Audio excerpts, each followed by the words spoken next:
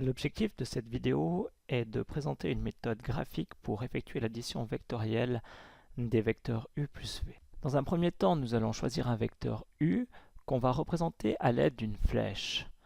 La flèche sert à la représentation graphique du vecteur car sa longueur est associée à sa norme. La droite par laquelle passe la flèche est la direction du vecteur et la flèche elle-même donne le sens du vecteur. Nous choisissons un deuxième vecteur v et maintenant pour faire l'addition du vecteur u et du vecteur v, nous allons imaginer que les vecteurs représentent des déplacements. Faire l'addition du vecteur u et du vecteur v consiste à faire les deux déplacements, à la fois u dans un premier temps et ensuite le déplacement v dans un deuxième temps. Pour bien mettre en évidence cette addition vectorielle, nous allons donc déplacer le vecteur v à l'extrémité du vecteur u. Ainsi, le vecteur u plus v sera le déplacement effectué en partant de l'origine de u, en suivant le vecteur u, puis depuis l'extrémité du vecteur u jusqu'à l'extrémité du vecteur v. Ce déplacement total est le vecteur u plus v.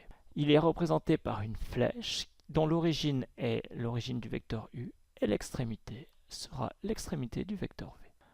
De même, nous pouvons faire l'addition vectorielle v plus u. Dans ce cas-là, nous allons déplacer le vecteur u par translation et le placer à l'extrémité du vecteur v.